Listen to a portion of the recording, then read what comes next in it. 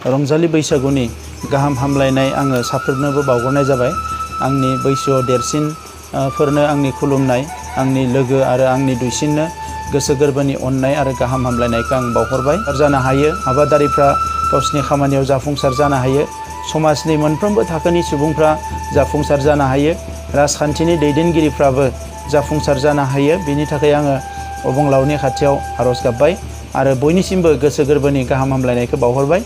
दा नैबे समाव एसे बुंनो गोनां जागोन दि कर'ना भाइरासनि गिख्रंथाव थासारिजों मुलुगनि सुबुंफ्रा जुजिगासिनो दङ आरो दिनै भारत सरकाराबो नारा नाथा नाजादों, आसाम सरकाराबो नाजादों।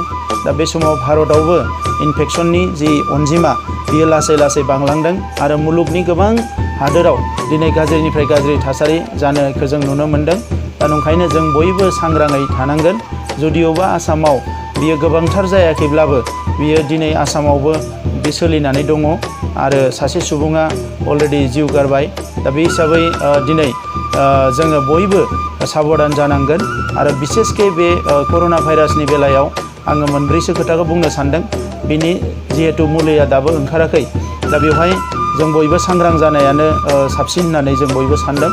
दा बेवहाय एक नाम्बार खामानिया जाहैबाय जोङो ससियेल डिस्टेन्सिं, समाजारि जोंनि जि जानथाय बेखौ जोङो लाखिनांगोन। सासेया सासे सुबुंजों जि एसे जानथायाव थानायनि जि खोथाखौ बुंदों बेखौ जोङो मानिनानै सोलिनांगोन आरो बेखौ जोंनि मोनसे हेबिट हिसाबै, जोंनि मोनसे आखु हिसाबै जों दानानै लानांसिगोन।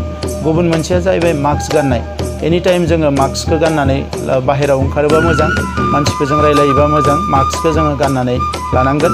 थामथिया जाबाय सेनिटाइजेसन, साबोनजोंनो जा जियानो जा जोङो आखाइफोरखौ सुनाय, साफा सुफायै थानाय, जायखिजाया मुवा बेसाद दाङोबा जों आखाइफोरखौ सुनाय, बेखौ जोङो कन्टिनिउ खालामनो हायोबा मोजां। आरो फर्थआ जाबाय डिसिप्लिन, जोङो मोनसे डिसिप्लिन मेनटेन खालामनांगोन जोंनि सोलिनायाव, अब्ला बे भाइरासआ जोंनियाव थाबैनो बारदेरनो हानाय नङा। दा बेनिखायनो बेखिनि खोथाखौ जाहाथे जोङो अराय समनि थाखाय गोसोआव लाखियो।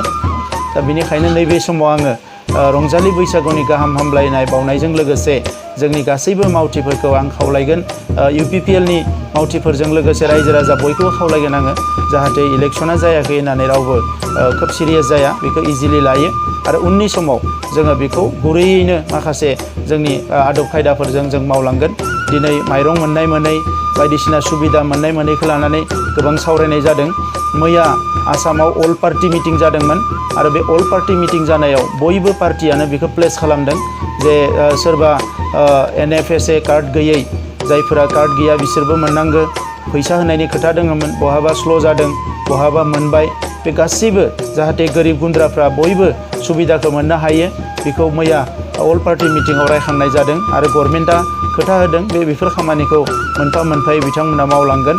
आरो मैया गासैबो स्टेटासखौ बिथांमोना जोंनो होदों जे बेसेबां क्वारान्टाइनाव मानसि दोननो हागोन, आइसलेसनाव बेसेबां दोननो हागोन, मा किट सफैयाखै गासैखौबो मैया गभर्नमेन्टआ माखासे सुबिदाफोरखौ बिथांमोना जोंनो फोरमायदों।